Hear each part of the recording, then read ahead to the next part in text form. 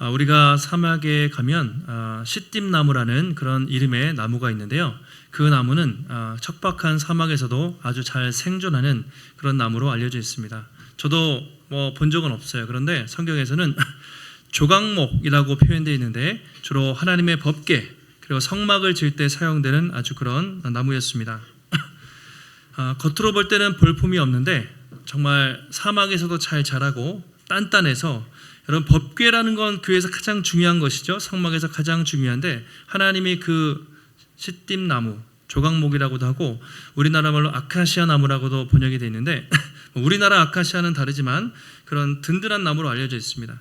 지금도 그 중동의 광야에 가면 무려 3,650살, 3,650년이 되는 동안 생존하고 있는 나무가 있다고 해요. 그러니까 우리가 상상하는 것 이상으로 수천 년 동안 생존하는 그런 나무입니다. 그 나무가 어떻게 생겼냐면, 사진 한번 보여주시면 이렇게 생겼어요. 제가 시띠나무예요. 겉으로 볼 때는 평범해 보이죠. 별로 저게 뭐 그렇게 대단한가, 볼품이 없어 보이는데 수천 년 산다고 합니다. 광야에서도 마르지 않는다고 합니다. 그러면 저 나무는 왜 그렇게 오래 살까? 광야에서도 마르지 않고 하나님이 저 나무를 그렇게 성막을 짓는 데 사용하셨을까? 그 비밀은 뿌리에 있습니다. 저 나무의 높이가 실제로 3, 4m 정도 자란대요. 근데 뿌리가 몇 미터 자라냐면 3, 40m 정도 그렇게 자란다고 합니다. 그러니까 위로는 3, 4m지만 아래로는 3, 40m 깊이 뿌리를 내리면서 성장을 하는 거죠. 다음 사진 보여주시면, 그러니까 이런 모양인 거예요. 위로는 작게 성장했는데 밑에는 엄청나게 뿌리가 내려서 튼튼하다. 기네스북에 보니까 뿌리가 2km까지 자란 나무가 있대요. 그러니까 뿌리가 2km. 그러니까 그 작은 나무인데 그 줄기가 얼마나 땅속 깊이 들어갔는지 정말 수 킬로미터까지 뿌리가 뻗는다는 것이죠. 결국 이 시띠나무가 수명이 이렇게 길고 광야에서도 막 광야 얼마나 건조합니까? 거기서도 빳빳하게 자랄 수 있는 이유가 뿌리 깊은 나무이기 때문이다, 이렇게 말하고 있습니다. 또 미국에 가면 캘리포니아주에 레드우드 국립공원이라고 있대요. 저는 가보진 못했지만 레드우드 국립공원, 거기 가면 정말 사람 키가 아니라 정말 고개가 이렇게 젖혀질 정도로 울창한 숲이 있는데 그 이름이 레드우드 나무라고 합니다. 그 나무의 평균 키는 아파트 30층이래요. 그럼 몇 미터 정도 될까요? 우리 이편안이 29층인가요? 39층이니까 100m 정도, 평균 키가 100m 정도 자란다고 합니다. 그런데 그렇게 높은데 허리케인, 미국은 허리케인, 강풍이 불어도 쓰러지지 않는다는 것이죠. 도대체 그 비결이 무엇일까 보니까 바로 뿌리에 있었습니다. 사진 한번 보여주실까요? 저게 실제 사진인데 사람이에요. 근데 저 나무가 키가 100m라고요. 120m짜리도 있어요. 그냥 둘레가 자동차가, 버스가 지나갈 정도로 그 엄청나게 크고 사람이 난쟁이처럼 보이죠. 다음 사진 보여주시면 국립공원에 가면 저런 저건 하나의 상징적인데 100m 되는 나무가 얼창한 숲을 군락을 이루고 있다고 합니다. 과연 저 나무는 도대체 비밀이 무엇일까? 저 나무의 뿌리는요, 희한하게 뿌리가 3m래요. 평균 뿌리가 3에서 5m. 근데 높이는 100m예요. 과연 저 나무는 어떻게 뿌리가 이렇게 얕은데 높이 성장할 수 있고 그 많은 허리케인과 강풍에도 버틸 수 있었을까? 레드우드 나무는 뿌리가 아래로 뻗는 것이 아니라 옆으로 뻗는다고 합니다. 옆으로 뻗어서 수많은 그 나무들이 군락을 이뤄요. 뿌리가 서로 연결되어 있는 거예요. 깊이 뻗진 않지만 서로 옆으로 뻗어서 얽히고 설켜서 100m 이상 자라는데 바람이 불어도 흔들리지가 않습니다. 한 몸이기 때문에 서로 그 깊은 나무들이 뿌리가 얽혀 있어서 아무리 큰 강풍과 바람과 시련이 와도 흔들리지 않는 울창한 숲을 이루고 있다는 것이죠. 또 특이한 것은 이제 군락이라고 하죠. 이렇게 여러 개로 자라는데 큰 나무가 있으면 작은 나무가 있잖아요. 그러면 우리도 아파트 같은 데 보면 일조권, 이게 이제 햇빛이 잘 안 비치면 잘 못 자라요. 근데 큰 나무들이 있는데 작은 나무들이 있으면 큰 나무들이 작은 나무들의 양분을 양보한대요. 서로 보내준대요. 그래서 큰 것만 확 자라는 게 아니라 같이 자랄 수 있도록 함께 잘 성장하는 것이 레드우드 나무의 특징이라고 합니다. 그래서 이 나무의 별명은 더불어 사는 나무라는 별명이 있다고 합니다. 함께 사는 나무, 더불어 사는 나무. 나만 혼자 꼿꼿이 쳐드는 것이 아니라 함께 얽히고 설켜서 뿌리를 맺으면서 아름다운 숲을 이루게 되는 것이죠. 나무가 신기하죠? 참 세상에 저런 나무도 있구나. 나무를 통해서 또 배우는 것도 있어요. 여러분 세종대왕이 뭘 만들었죠? 한글. 우리가 훈민정음이라고 하죠. 거기에 영비어천가 그 훈민정음으로 지은 노래가 있는데 이런 말이 있다고 합니다. 뿌리 깊은 나무는 뭐죠? 바람에 흔들리지 아니할세. 꽃이 좋고 열매가 많으니 샘이 깊은 물은 가뭄에도 끊이지 않아 시내를 이루고 바다로 나아가나니. 이제 우리 세종대왕이 한글 만들고 훈민정음 또 영비어천가를 만들면서 뿌리 깊은 나무는 바람에 흔들리지 않아요. 꽃도 좋고 열매도 많고 샘이 깊은 물은 마르지 않아요. 시내를 이루고 바다에 나아간다. 이제 그렇게 처음에 한글을 만들고 그런 노래를 부른 거예요. 참 지혜로운 노래라고 할 수가 있습니다. 우리 신앙생활도 여러분 마찬가지입니다. 우리가 신앙생활 하다 보면 우리의 삶 속에 바람도 불어요. 태풍, 허리케인, 때로는 잔잔한 바람, 수많은 비와 바람과 시련이 있는데 바로 그 순간에 흔들리지 않고 우리가 굳건하게 믿음을 지킬 수 있는 비결이 어딨냐? 바로 뿌리에 있다는 거죠. 신앙의 뿌리, 믿음의 뿌리, 신앙의 뿌리가 깊은 사람은 고난이 와도 흔들리지 않는 것이죠. 시띠나무가 그렇습니다. 시띠나무처럼 믿음의 뿌리가 여러분 깊으신 분은 그러니까 겉으로는 막 화려하고 예를 들어서 교회 오래 다니고 봉사도 하고 직분도 있고 만약에 예를 들어서 그런데 성도님이 뿌리가 약해요. 고난이 오면 시험에 드는 거죠. 흔들립니다. 근데 뿌리가 깊은 사람은 흔들리지 않는 것이죠. 또 레드우드 나무처럼 뿌리 옆으로 길게 뻗친 사람. 그러니까 나 혼자 신앙생활하는 것이 아니라 믿음의 공동체와 지체들과 함께 신앙생활하는 사람은 서로 연결되어 있기 때문에 고난이 와도 흔들리지 않는 것이죠. 우리가 골로새서 말씀을 보고 있는데요. 바로 그렇습니다. 지금 골로새의 상황이 마치 태풍이 몰아치는 것처럼 허리케인이 부는 것처럼 엄청나게 비바람이 몰아치고 있습니다. 교회 안에 이단들이 들어와서 막 이 얘기 저 얘기 하면서 예수 믿는 성도님들을 막 혼란스럽게 만들고 있는 것이죠. 그들의 주장은 이렇습니다. 여러분들이 예수 그리스도 복음을 들었는데 여러분 예수님 한 분만으로는 안 된다. 이 얘기를 하는 거예요. 예수님 믿는 것만으로는 부족합니다. 그러니 영지주의, 다시 말하면 새로운 지식도 필요하고 또 신비주의, 신비한 체험도 하셔야 됩니다. 그리고 여러분들이 율법도 지켜야 됩니다. 다시 말하면 절기도 지키고 할례도 받고 음식도 먹으면서 구별하면서 성경을 지켜야 됩니다. 그리고 금욕주의도 주장했어요. 금욕을 해야 돼요. 일주일에 3번씩 기도해야 되고 또 절제해야 되고 잠을 줄이고 고행을 해야 됩니다. 어떤 사람들은 천사를 숭배해야 됩니다. 왜냐하면 예수님과 하나님 사이에 중보자가 필요한데 수호천사가 있어야 됩니다. 별의별 이야기를 골로새 성도들에게 했던 것이죠. 그런데 많은 성도들이 그 이야기를 듣고 정말 그런가 보다 하는 혼란이 교회 안에 있었던 것이죠. 바로 이런 상황에서 이렇게 얘기합니다. 여러분들이 많은 공격을 받고 있지만 흔들리지 않는 유일한 비결은 이미 여러분들이 들었던 예수 그리스도를 굳게 붙잡고 그 안에 깊이 뿌리를 내리십시오. 그러면 여러분들이 고난을 이길 수 있습니다. 흔들리지 않습니다. 다시 말하면 예수님 한 분으로 충분하다는 이야기예요. 골로새서의 주제는 결국 그것입니다. 우리가 예수를 믿고 구원받고 신앙생활하고 이 땅을 살아가고 저 영원한 천국에 이르기까지 오직 예수 그리스도 한 분을 굳게 붙잡으면 충분하다라는 것을 바울은 설명을 하고 있습니다. 오늘 말씀을 통해서 우리가 신앙생활하면서 여러 가지 시련과 또 어려움들이 올 때 어떻게 우리가 믿음의 뿌리를 굳게 내리고 흔들리지 않고 담대하게 믿음의 길을 걸어갈 수 있는가 한번 말씀을 통해서 살펴보도록 하겠습니다. 자, 1절 말씀 이제 이렇게 시작하죠. 같이 한번 1절 읽겠습니다. 내가 너희와 라오디게아에 있는 자들과 무릇 내 육신의 얼굴을 보지 못한 자들을 위하여 얼마나 힘쓰는지를 너희가 알기를 원하노니. 바울이 뭐라고 하죠? 여러분들, 너희는 골로새 교회의 성도들이죠. 1차. 그 다음에 옆에 라오디게아에 있는 성도들, 그리고 내 육신의 얼굴을 보지 못한 자들. 지금 바울이 어디서 편지를 쓰고 있습니까? 로마 감옥에서 쓰고 있습니다. 골로새 성도들에게 1차적으로는 바울이 골로새 성도들에게 썼지만 아까 라오디게아 또 육신의 얼굴을 보지 못한 사람들 주변 교회에도 그 편지를 같이 보라고 쓴 거예요. 이거 우리가 돌린다 그래서 회람서신이라는 말을 씁니다. 회람서신. 골로새서는 골로새 교회 한 군데만 보낸 게 아니라 골로새 교회, 라오디게아 주변 교회들에 돌려서 같이 보라고. 왜냐하면 같이 영향을 주고받았기 때문에 함께 돌려보라고 쓴 편지입니다. 자, 골로새의 위치에 대해서 잠깐 지도를 통해 설명을 드리면, 예전에 사도행전을 한번 떠올려 보세요. 자, 아시아라고 되어 있는데 저희 이제 현재 터키 지방이라고 생각하시면 돼요. 튀르키예, 터키인데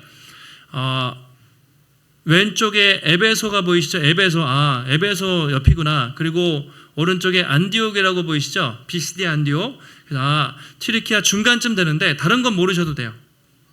골로새가 있고 그 옆에 라오디게아가 있고 히에라볼리 이 지역 있죠. 그래서 바울이 특별히 이 지역이 수십 킬로 가까이 붙어 있단 말이에요. 그래서 이 편지를 여러분 돌려보세요 라고 하는 의미로 이제 쓴 겁니다.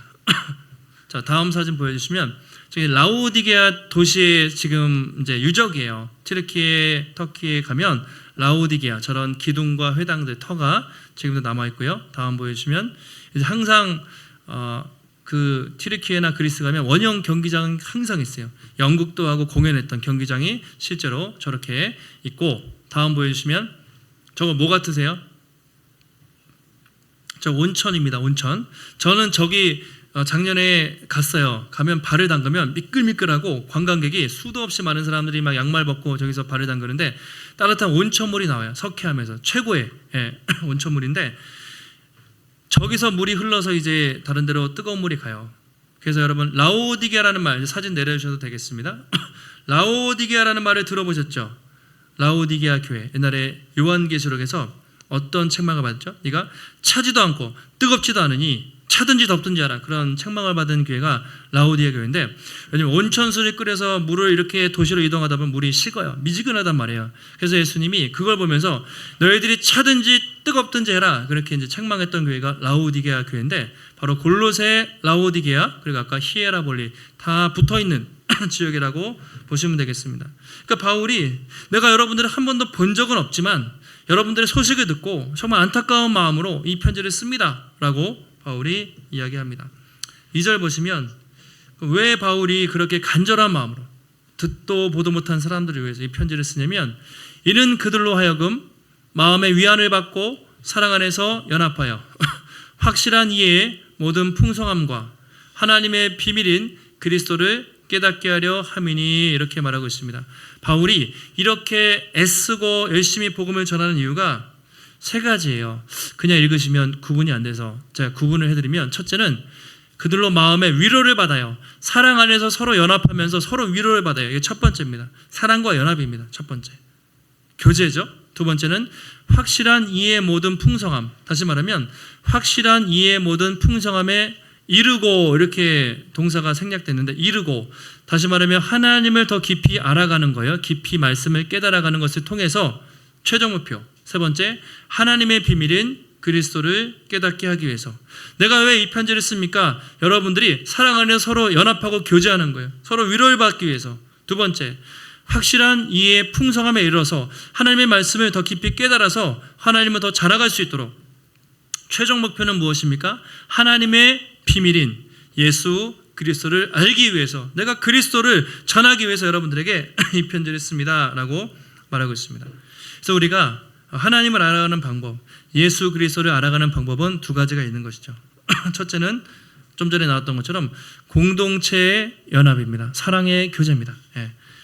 우리 누구도 혼자서 신앙생활을 할 수가 없어요. 아무도 세상에 그런 사람 없습니다. 바울이 되게 강한 사람 같지만 바울도 항상 믿음의 동역자들이 도와주는 사람들이 뒤에서 서포트를 해줬기 때문에 선교를 했지, 누구도 혼자 할 수 없어요.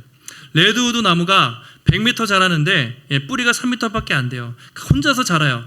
그냥 바람 불면, 아니 100m면 그냥 바람 살짝만 불어도 확 날아가겠죠. 그런데 서로 뿌리가 옆으로 자라서 얽히고 설키고 있었기 때문에 수백 년, 수천 년 동안 군락을 이루고 흔들리지 않는 것이죠. 여러분들이 성도 간에 서로 사랑과 연합을 하십시오라고 바울이 권면을 하고 있습니다. 또 한 가지, 하나님을 제대로 알아가는 거예요. 지식적으로 하나님의 말씀을 더 깊이 깨닫고 알아가기를 원합니다. 그래서 성도들의 교제와 하나님을 알아가는 것을 통해서 예수님을 더 깊이 알아간다라고 말하고 있습니다. 우리가 보통 예배를 드리는 이유는 예배를 통해서 하나님과 우리의 관계가 회복되는 것이죠. 말씀을 듣습니다. 하나님 알아갑니다. 여기서 끝나고 가지 않죠. 우리가 뭘 합니까? 사랑방을 하고 교제합니다. 왜요? 뿌리를 옆으로 뻗어야 되니까. 예배를 드린다는 것은 하나님의 깊이 알아가는 것입니다. 뿌리를 밑으로 내리는 것입니다. 사랑방을 한다는 이유는, 교제를 한다는 것은 뿌리를 옆으로 뻗는 것입니다. 두 개가 다 필요한 거죠. 그러니까 우리가 바쁘고 힘든데 뭐 꼭 소그룹을 하고 이후에 모임을 해야 됩니까? 뭐 그런 생각을 할 수도 있지만, 사랑방은 시간이 남아서 그렇게 교제하는 게 아니라 예배입니다. 사랑방도 예배예요. 소그룹도 예배입니다. 예배를 통해서 우리가 내가 받은 은혜를 서로 나누고 또 격려하면서 교제를 하는 것이 사랑방의 중요한 의미라고 할 수가 있습니다.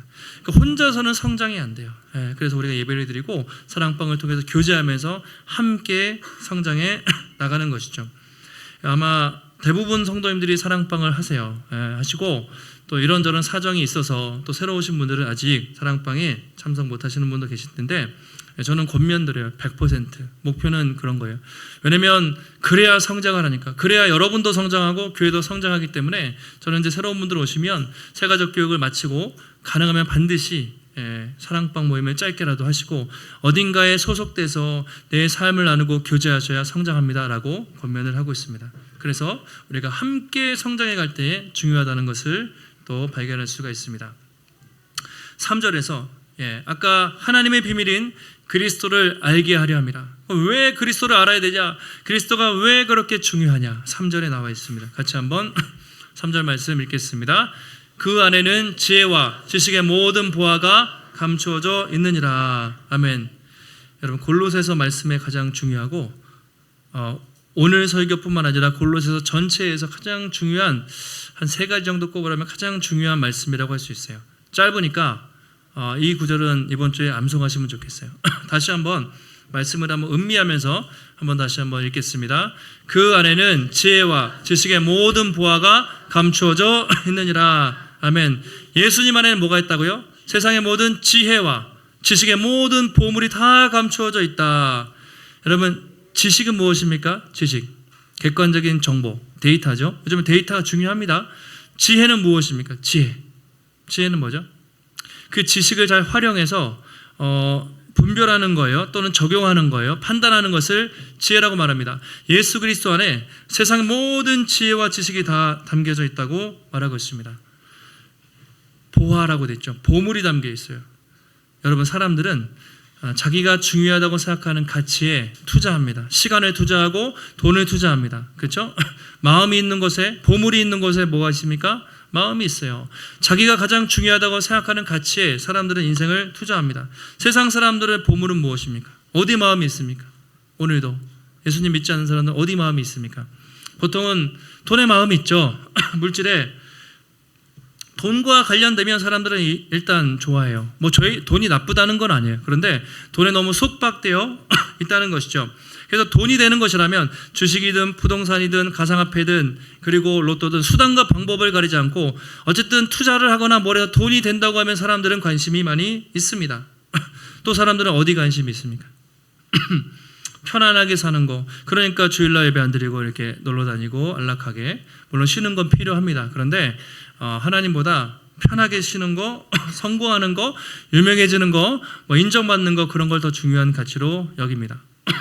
우리 중고등부 친구들 있으니까 우리 친구들, 중학생들은 교회 안 다니는 친구들 어디에 가장 가치를 두고 있는 것 같아요? 어디를 가장 중요하게 생각하는 것 같아요?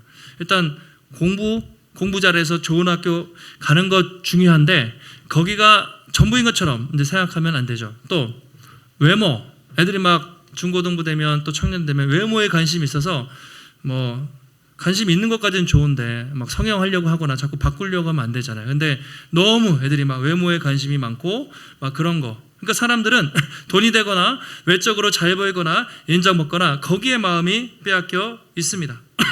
그래서 예수 믿는데 별로 관심이 없어요. 예수 믿는데 별로 관심이 없어요. 예수 믿는다고 핍박은 안 해요. 요즘 시대 사람들이 당신이나 믿으세요 이렇게 얘기해요. 예수 믿으면 뭐 돈이 나오냐 뭐가 나오냐. 사람들은 만약에 예수님을 믿는다고 했을 때 돈이 생긴다. 만약에요 일주일 오늘부터 일주일 동안 저기 밖에 붙여놓고 다음 주에 예배 나오신 분은 선착순 100명에게 돈 10만 원씩 상품권을 드리겠습니다라고 하면 이 자리가 찰까요, 안 찰까요? 100% 차겠죠. 아마 사람 줄 서야지. 100만 원을 선착순 드립니다. 100명 다 차 있겠죠. 그 사람들은 진리에 관심이 없어요. 자기 영혼 이런 관심 없고 돈에 관심이 있어요. 그러니까 돈이 나쁘다는 건 아니에요. 근데 돈에 영혼까지 파는 게 문제예요. 자기 영혼 생명보다 돈을 더 가치 있게 여기는 게 문제입니다. 그런데 오늘 성경은 예수 그리스도 안에 그런 것과 비교할 수 없는 세상의 모든 지혜와 지식의 보물이 숨겨져 있대요. 여러분, 우리나라의 제일 큰 서점이 어딘가요?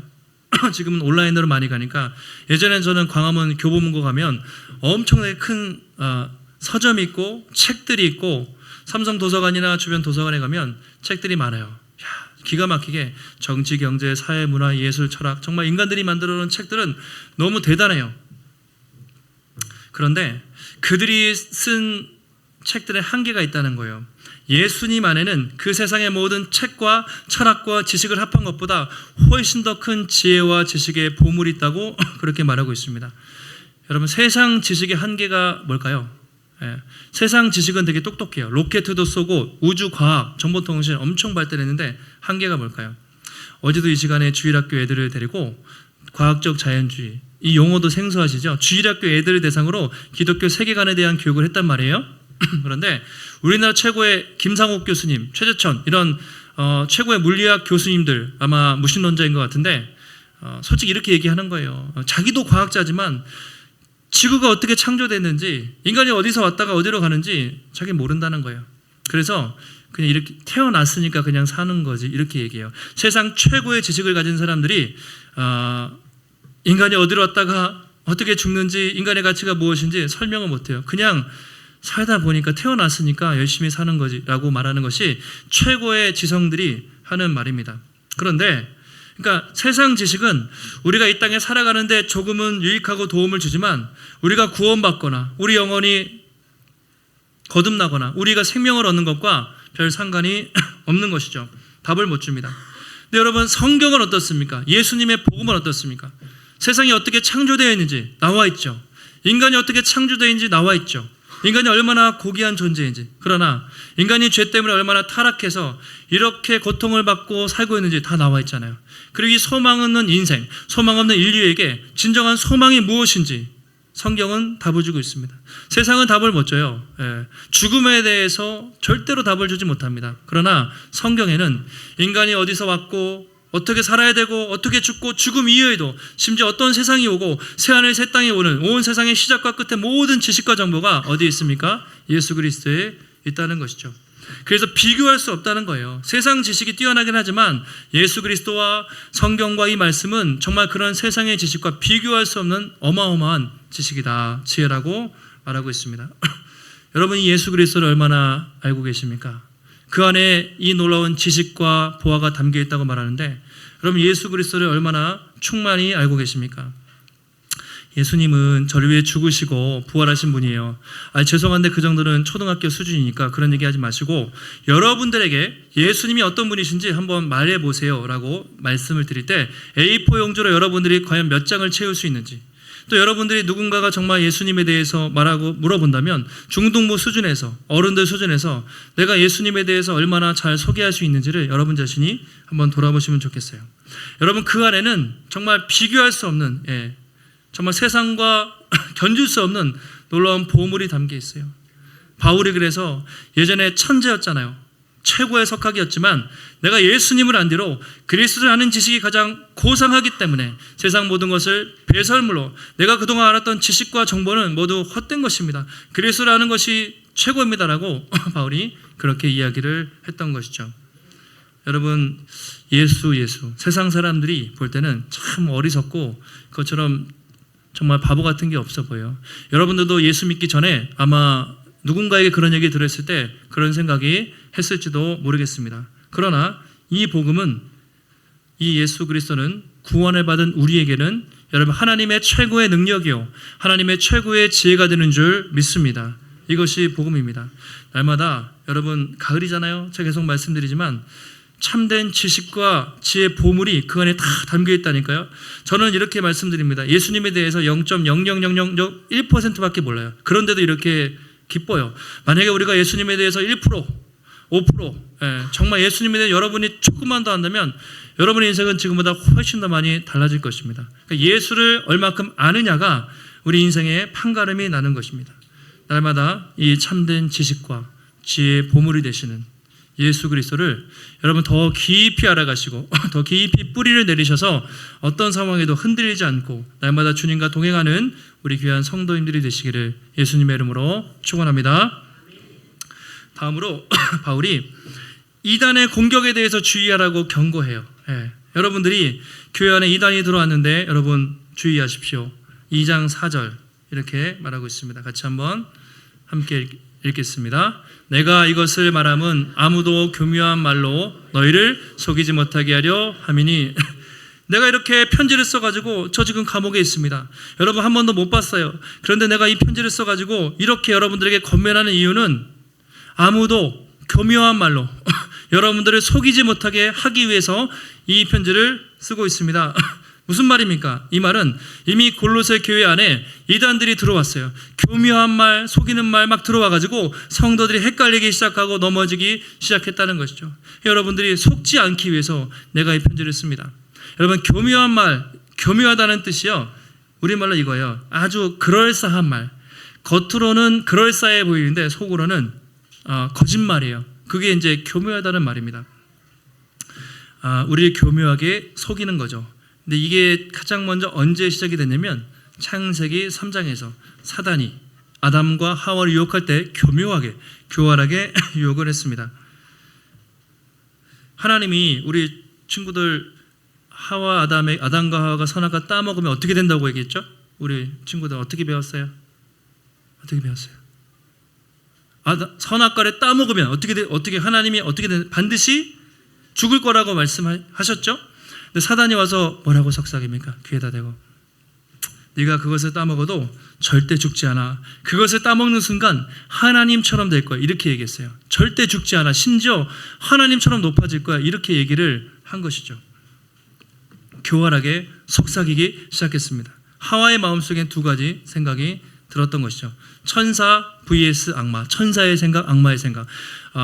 원래 하와 마음속에 절대 따먹으면 안 돼. 이거 하나님이 금지하신 거야 라는 마음이 있었겠지만 또 한편으로는 사단이 음성이 계속 들려요. 야 이걸 따먹으면 네가 하나님처럼 된대. 독립이야. 더 이상 하나님과 상관없이 네가 주인 되어서 마음껏 살 수 있어 라는 아주 교활한 유혹을 했던 것입니다. 하와가 생각했겠죠. 그 고민이 얼마나 길었는지 모르지만 성경은 그때 하와의 눈빛을 이렇게 말합니다. 여자가 그 나무를 보는 순간 어땠습니까? 먹음직도 하고 보암직도 하고 지혜롭게 할 만큼 탐스럽기도 한지라. 이미 하와의 마음은 탐욕으로 가득 찬 거. 하나님 없습니다. 따먹겠구나. 그 순간 따먹고 누구에게 줍니까? 아담에게 줍니다. 마치 반지의 제왕에 보면 굴lum이 이 절대 반지를 보면서 탐욕에 물들죠. 뭐라고 하죠? My precious 그러잖아요. 하와가 My precious. 이걸 따먹는 순간 하나님이 알아 내가 주인 되겠구나라는 착각에 사로잡혀서 따먹고 엄청나게 고통을 당하기 시작합니다. 죄가 들어온 거예요. 사단의 속삭임에 넘어졌고 죄가 들어오면서 하나님과 인간의 관계가 그때부터 완전히 초전박살이 났습니다. 완전히 깨지게 된 거예요. 인류 최초의 공격에 아담과 하와가 우리 조상이 넘어졌어요. 그때부터 사단은 교활하게 끊임없이 인간들을 괴롭히고 지금도 계속 교묘하게 우리를 유혹을 하고 있습니다. 이게 이제 인간의 역사예요. 여러분 요즘 사단이 얼마나 우리를 교묘하게 한번 생각 좀 해보세요. 교묘하게 교활하게 유혹을 하는지 생각을 한번 해보세요. 신천지 이단들이 전도하는 거 보면 제가 기가 찰 정도로 놀라워요. 엄청 잘해줘요. 여러분 신천지나 이단에 넘어간 사람들이 머리가 나쁘고 바보 같고 이상한 사람이라고 생각하시면 안 돼요. 신천지에 변호사, 의사, 그 다음에 검사 이런 사람 수두룩합니다. 정말 똑똑한 엘리트들이 엄청 많단 말이에요. 안 그런 분도 있지만 그러니까 왜 그들이 넘어가는가? 왜 그럴까요?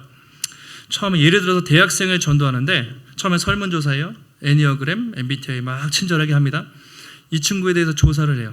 아, 이 친구가 취업 준비생이구나, 취준생이구나, 영어를 공부해야 되는구나. 그러면 가서 사람들한테 본사 그 센터에 가서 얘기를 해요.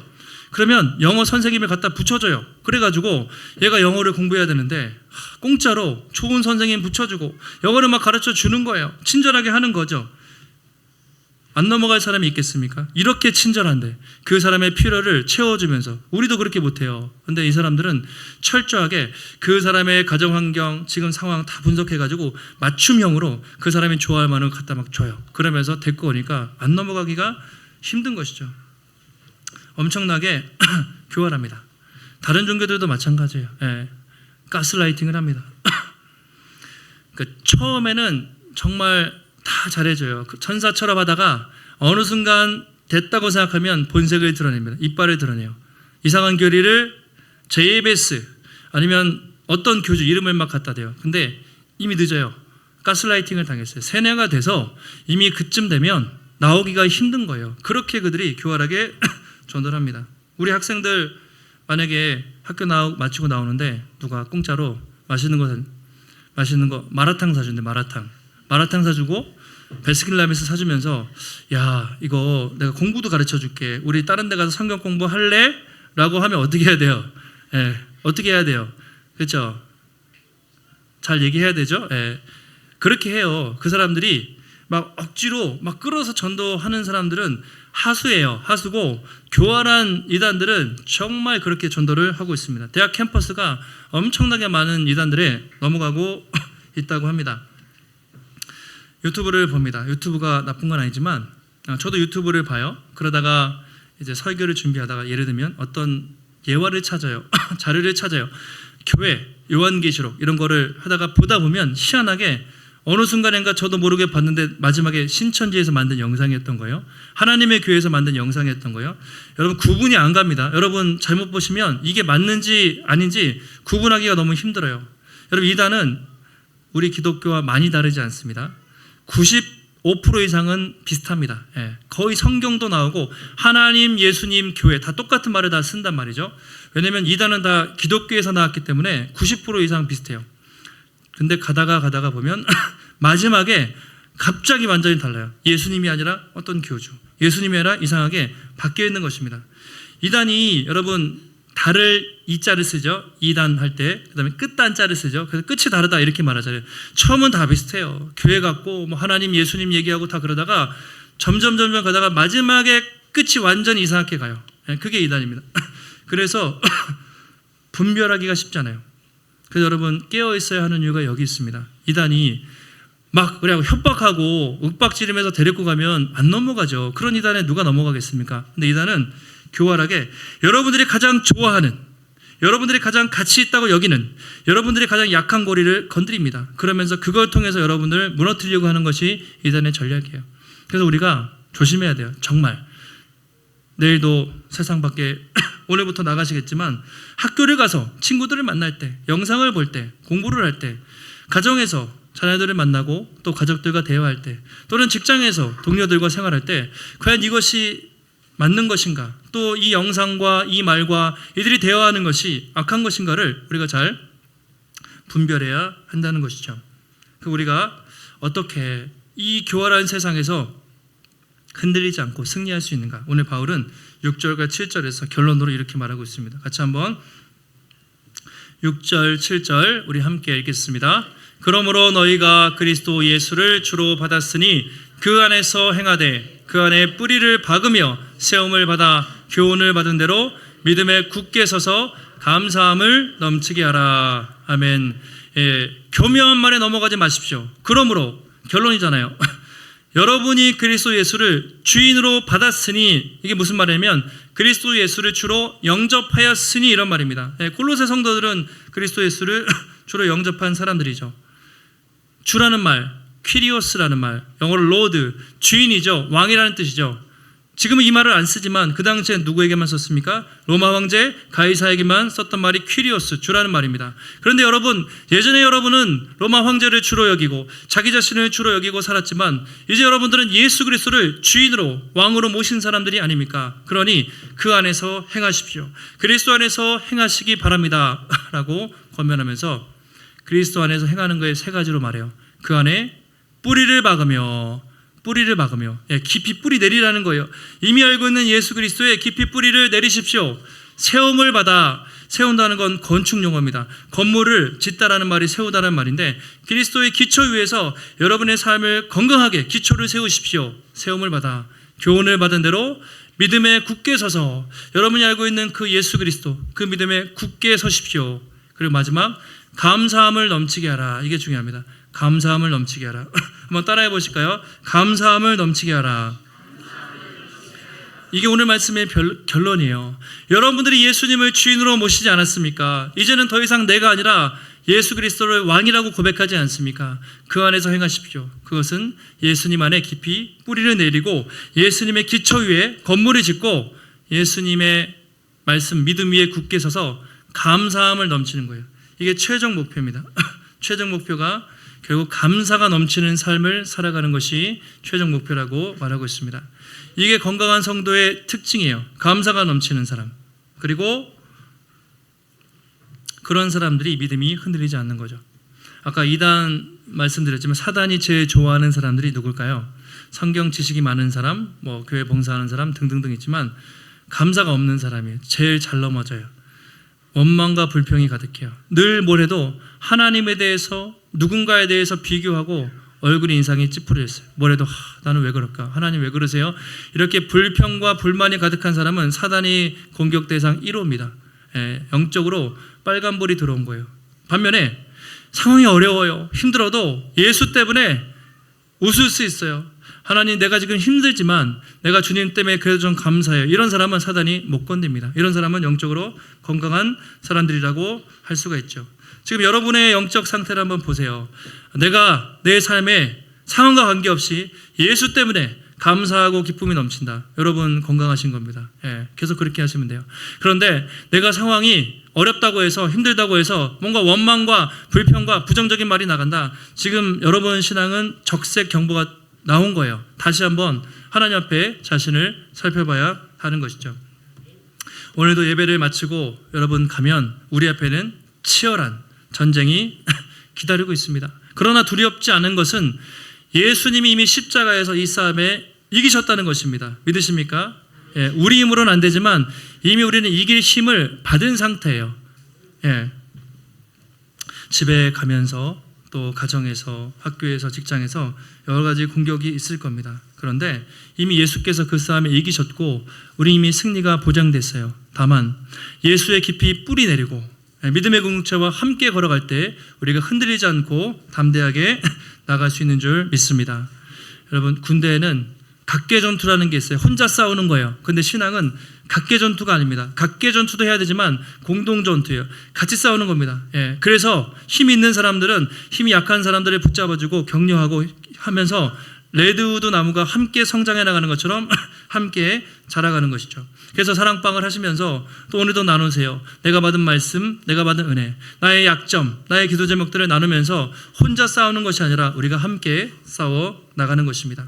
한 주간도 이 세상의 모든 지혜와 지식을 합쳐도 여러분 부족한 예수 그리스도, 모든 지혜와 지식의 보화가 되시고 온 세상의 참된 주인이신 여러분 예수님을 앞으로 더 알아가시고 더 굳게 붙잡고 더 깊이 뿌리를 내리셔서 어떤 상황에도 흔들리지 않는 시냇가에 심은 나무와 같이 날마다 철을 따라 열매를 맺고 우리도 그 레드우드 나무처럼 영적 거목이 되고 울창한 숲을 이루어가는 우리 귀한 성도님들이 되시기를 예수님의 이름으로 축원합니다. 하나님, 오늘도 예배를 통해서 하나님 귀한 말씀 듣게 하시니 감사합니다. 하나님, 아담과 하와가 사단에게 넘어진 이래로 바울 시대도 지금도 이 세상에 악한 사단이 활개를 치며 우리를 끊임없이 공격하고 넘어뜨리려 하고 있습니다. 그러나 우리 주님은 십자가에서 이미 이기셨기에 하나님 우리도 승리할 줄 믿습니다. 날마다 이미 알고 있지만 하나님 주님을 더 깊이 알아가게 하시고 그리스도 아래 더 깊이 뿌리 내리게 하시고 나 혼자 신앙생활하는 것이 아니라 믿음의 공동체와 함께 얽히고 설켜서 뿌리 내리고 함께 성장할 때 우리가 어떤 시련에도 흔들리지 않는 믿음의 공동체 될 수 있도록 한 사람도 낙오하지 않고 믿음의 길 걸어갈 수 있는 우리 귀한 성도님들 되게 하여 주시옵소서. 오늘도 중고등부, 중학교 1학년 아이들 또 함께 나왔습니다. 정말 복잡하고 어지러운 세계관 속에서 우리 악하고 음란한 세대에 저 아이들이 흔들리지 않게 하시고 하나님의 말씀에 굳게 서서 열심히 공부하고 준비하고 또 지혜롭게 분별하여 장차 하나님 나라 위에 크게 쓰임받는 영적 거장들이 될 수 있도록, 영적 거목들이 될 수 있도록 우리 아이들 축복하여 주시옵소서. 오늘도 주님 앞에 나올 때 우리 마음과 정성을 다해 주님 귀한 예물 드렸습니다. 드려진 손길 하나님 그 마음 기쁘게 받으시고 그 위에 축복하여 주셔서 날마다 우리의 삶에 부족함 없이 채우시고 또 공급해 주시는 신실하신 하나님의 손길 날마다 경험하게 하여 주시옵소서. 한 주간도 오직 예수 그리스도를 붙잡고 믿음의 공동체와 함께 승리케 하시기를 간구하오며 존귀하신 예수님의 이름으로 기도하옵나이다. 아멘.